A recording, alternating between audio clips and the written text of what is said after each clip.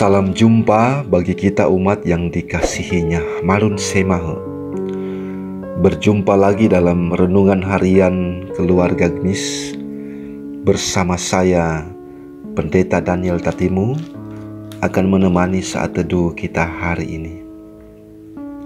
Sebelum kita membaca dan merenungkan sabda Tuhan, mari kita berdoa.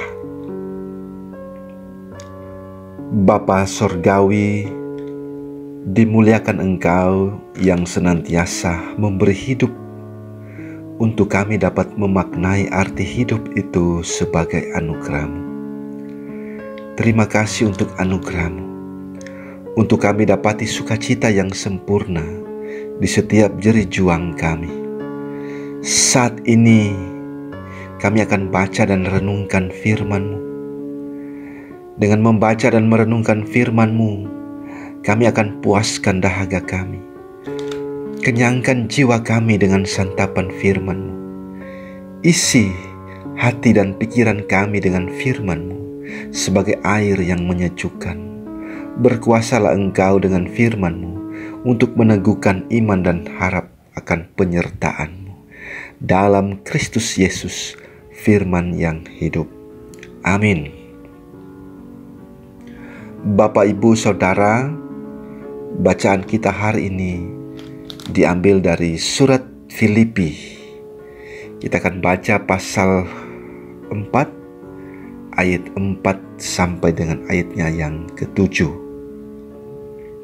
Demikian firman Tuhan. Bersukacitalah senantiasa dalam Tuhan. Sekali lagi kukatakan, bersukacitalah. Hendaklah kebaikan hatimu diketahui semua orang. Tuhan sudah dekat. Janganlah hendaknya kamu khawatir tentang apapun juga, tetapi nyatakanlah dalam segala hal keinginanmu kepada Allah dalam doa dan permohonan dengan ucapan syukur. Damai sejahtera Allah yang melampaui segala akal akan memelihara hati dan pikiranmu dalam Kristus Yesus. Dari bagian bacaan firman Tuhan saat ini, kita memberi judul pada renungan ini, doa mengubah gumul menjadi sukacita. Saudaraku, adalah hal yang luar biasa ketika seorang yang sedang meringkuk di penjara gelap dapat menasihati orang lain untuk bersukacita. Saat menulis surat ke jemaat Filipi ini, Paulus sedang menderita, luka, dan dalam keadaan bahaya. Hidupnya terancam, bahkan dia sudah rela mati. Tapi, mengapa dia masih sanggup bersukacita walau hidupnya dalam bahaya? Sesungguhnya ada dua hal yang menjadi kekuatan Paulus dalam menghadapi kondisi hidup yang menderanya. Apa dua hal itu? Apa dua kekuatan Paulus itu? Pertama, Paulus mengajar kita bagaimana cara mengatasi cobaan, ketakutan, kekhawatiran, dan kesedihan kita. Dia berkata, janganlah hendaknya kamu khawatir tentang apapun juga, tetapi nyatakanlah dalam segala hal keinginanmu kepada Allah dalam doa dan permohonan dengan ucapan syukur. Saudara, setiap hari kita mempunyai masalah dan kekhawatiran. Kita khawatir akan pekerjaan kita, kita khawatir akan keluarga kita, akan anak-anak kita. Kita khawatir tentang kesehatan kita. Kita khawatir tentang masa depan, bahkan kita khawatir dengan harga diri kita. Janganlah hendaknya kamu khawatir, ucap Paulus. Saudara, mari kita meletakkan seruan Paulus ini pada konteks yang sebenarnya. Karena itu jangan kita mengartikan pesan jangan khawatir ini dengan mengabaikan segalanya. Misalkan dokter telah menasihati kita jangan makan ini, jangan makan itu. Tapi karena Paulus bilang jangan khawatir, maka kita akan katakan hantam saja. Dan kita mengabaikan pesan dokter tadi. Bukan seperti itu kita memahami perkataan Paulus ini. Pada satu sisi, kita tetap harus menjaga kesehatan sesuai nasihat dokter.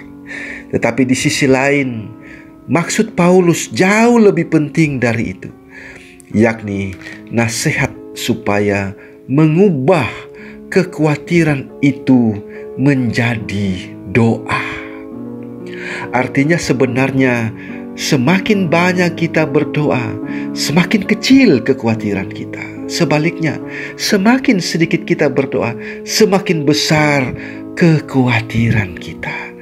Jadi saudaraku, doa inilah yang menjadi kunci mengatasi segala kekhawatiran. Kedua, kita bertanya, bagaimana kita berdoa? Dan Paulus menjawab, nyatakanlah segala keinginanmu kepada Allah. Itu berarti saudaraku, doa kita harus konkret, harus nyata.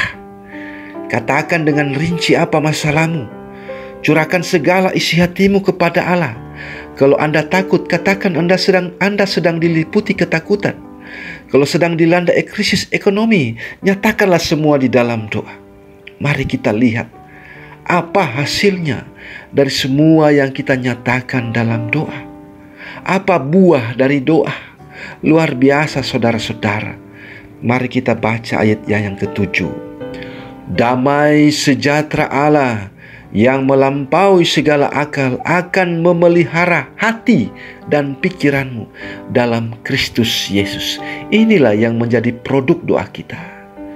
Kita garis bawahi kata hati dan pikiranmu, saudara. Jika kita khawatir, takut, cemas, stres, merasa terancam, maka yang paling menderita adalah hati dan pikiran kita. Maka tidak heran banyak orang yang mengalami sakit berat karena berbagai tekanan mental ini. Karena itu untuk memelihara kesehatan, hati dan pikiran perlu dijaga. Dan alat yang menjaga hati dan pikiran dari segala gangguan ialah damai sejahtera Allah. Dan damai sejahtera Allah yang merupakan produk, hasil, buah dari doa yang selalu kita panjatkan.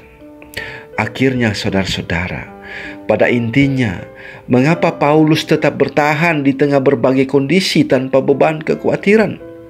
Karena dia yakin bahwa Yesus Kristus tetap bersama dia. Apapun yang terjadi pada dirinya, dia percaya bahwa Tuhan adalah batu karang, pembebas dan tanduk keselamatan tempat perlindungan. Maka bagi kita pun, Tuhanlah batu karang, pembebas dan tanduk keselamatan tempat perlindungan itu. Amin. Marilah kita berdoa. Terpujilah Tuhan sumber sukacita abadi. Walau di tengah gumul bahaya, di tengah kecemasan kekhawatiran, namun damai sejahtera Allah tetap menjaga hati dan pikiran kami untuk tidak tenggelam dalam pusaran arus kehidupan yang menenggelamkan biduk iman harap kami. Terima kasih untuk kebenaran firman-Mu hari ini. Memberi kami kekuatan, yaitu doa, untuk kami tetap bertahan di tengah berbagai kondisi, tanpa beban kekhawatiran. Karena itu biarlah Tuhan saja yang akan tetap menjadi batu karang, pembebas dan tanduk keselamatan, tempat perlindungan kami. Karena itu kami mau berjalan bersama Tuhan di sepanjang hari ini, dalam janji penyertaan dan berkat daripada Tuhan. Dalam nama Yesus, sumber pengharapan kami. Amin.